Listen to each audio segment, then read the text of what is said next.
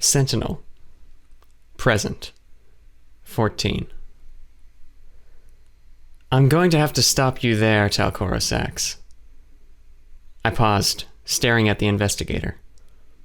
What's the matter? I asked. She took a deep breath. This story, it's all very interesting. She paused and adjusted her hat. But it's getting quite late. She looked me in the eye. I tilted my head to the side. It was late when we started. Yes, it was. That's exactly my point. You haven't even mentioned Duhrnan yet. Aren't you getting tired? Tired? I looked her sternly in the face. Investigator, I assure you, I have stayed up much later than this. I'm sure you have, she yawned. Well, I'm getting tired. Too tired to continue.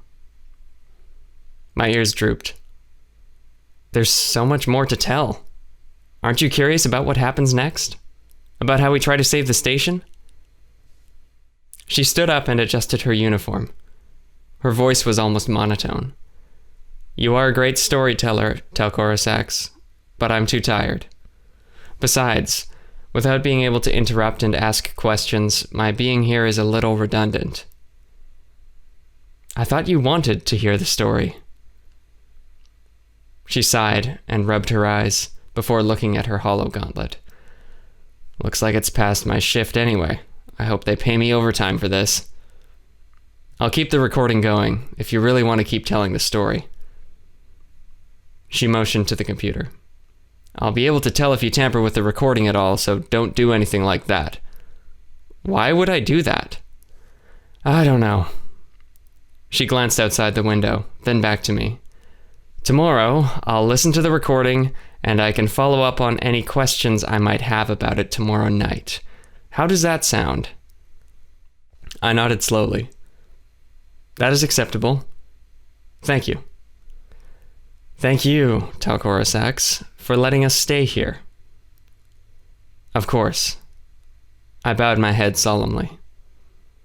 I'll speak with you in the morning. She turned away from me, and then paused. I looked at her expectantly. She glanced back over her shoulder. I was wondering about something, Osax. Yes?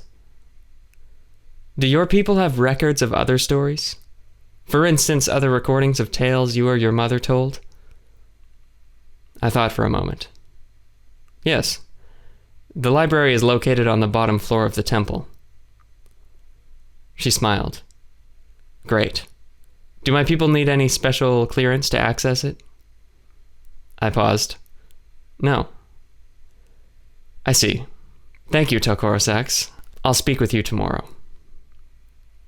She walked away from the table and left the room, closing the door. It clicked when it shut, and I found myself alone in the quiet ambience of the room.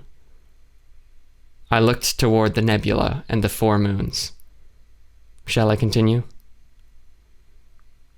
I thought I saw some movement in the stars. My ears lifted. I turned back toward the table and lowered my head, closing my eyes. I took a deep breath in.